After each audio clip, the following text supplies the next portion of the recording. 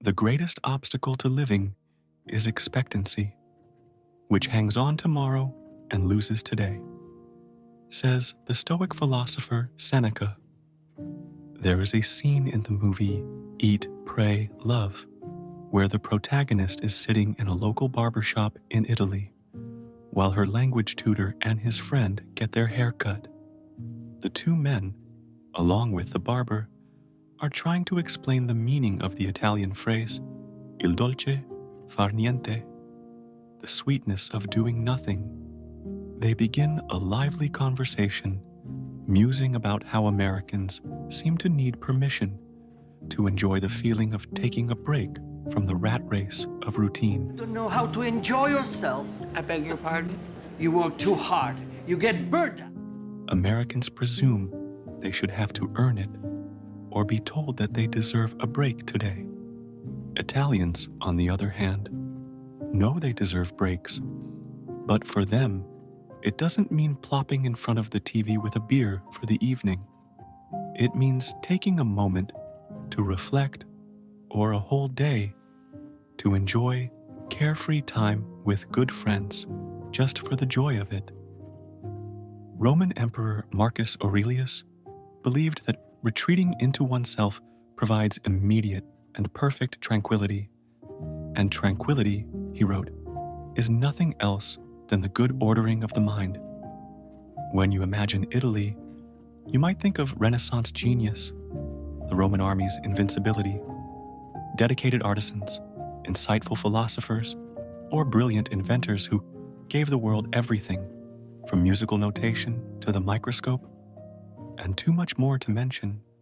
And of course, you would be right. Italy is all that.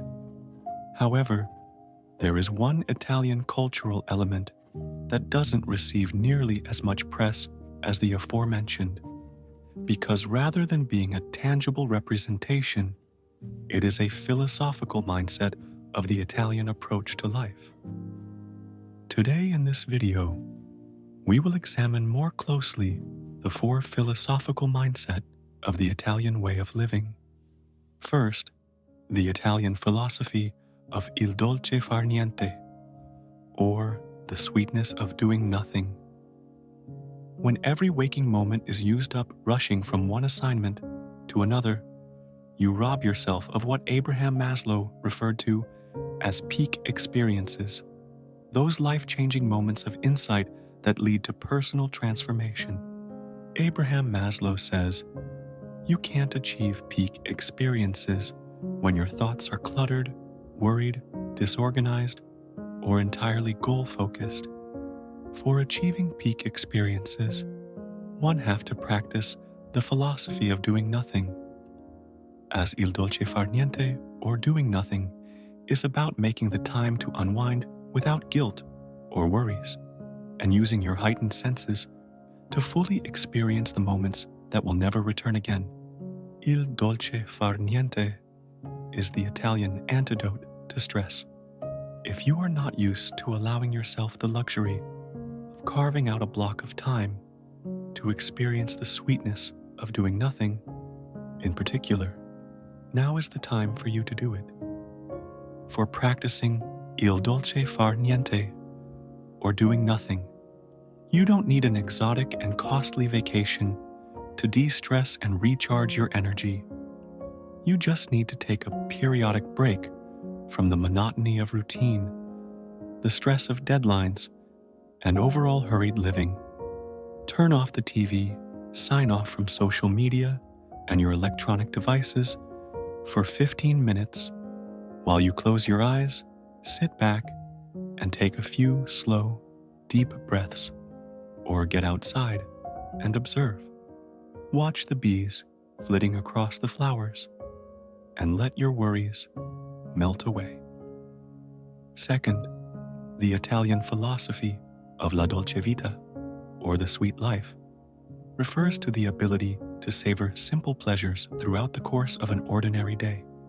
A commonly used expression, tola su dolce, in local dialect, captures this lifestyle philosophy beautifully.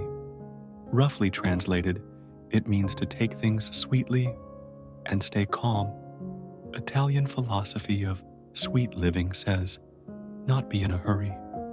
Quality living takes priority over rushed living, a fact evident throughout history. For example, Michelangelo dedicated 2 years of continuous and careful work to sculpt his masterpiece, David. Dante dedicated 12 years of his life to writing the narrative poem, The Divine Comedy. These people simply took all the time they needed to come up with innovative ways to impart their own flavor to the exquisite final product. A quality life affords you just the right amount of unhurried time to achieve pride and satisfaction in whatever you apply yourself to. Needless to say, living a Dolce Vita, or the sweet life, doesn't require wealth, status, luxury possessions, or even a villa on the Mediterranean. A Dolce Vita lifestyle beckons you to slow your pace and enjoy the happy moments wherever you find them. However, living the Italian Dolce Vita is not about pretending that hardships don't exist, which take us to our third philosophy of Arte di Arrangiarsi, or the art of getting by. Despite a healthy distrust of politics, skepticism toward the church, frustration over high taxes, few jobs in a hurting economy, at the heart of every Italian is the Arte di Arrangiarsi, or the art of getting by. When faced with situations that threaten well-being, Arrangiarsi means that amid challenges will come an even stronger determination to make the best of reality. Life for all of us can be pretty stressful at times.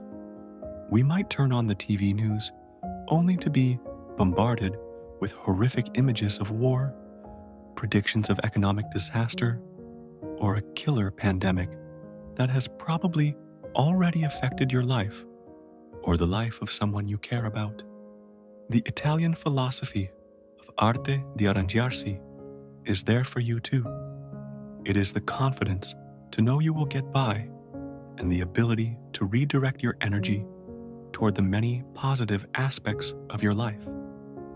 Roman philosopher Marcus Aurelius believed that we have the power to control our own happiness to the extent that we can control our thoughts. While there may be some external situations that cannot be changed, there are some ways we can have an impact.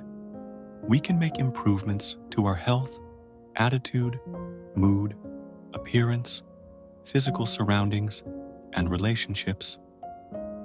This brings us to fourth, the philosophy of tempo giusto, or slow living. Carlo Petrini's slow food movement began in the 80s as a campaign to protest a fast food hamburger establishment set to open near the Spanish Steps in Rome. Petrini made the world aware that moving through life at breakneck speed leads to stress-related illness, exhaustion, and burnout. It robs us from fully processing the importance of our lives and the experiences at hand. Philosophy of slow living is not about being lazy or boring yourself silly by cutting your movement speed in half for no reason. To the contrary, slow living says, when we slow down just slightly below our normal pace, we eliminate excess stimulation and mental noise and are able to engage more fully with all that the present moment has to offer. We notice things we never noticed before, feel sensations we haven't felt before. A relaxing, gentle calm spreads through the mind and body. Living at a slower, more conscious pace forces us to think about what we are doing and fully engage in our lives. We discover new things about ourselves when we put an end to perfunctory, robotic living. That's all for today's video. If you enjoyed this video, please don't forget to give it a thumbs up and subscribe to our channel for more empowering content. Thanks for watching.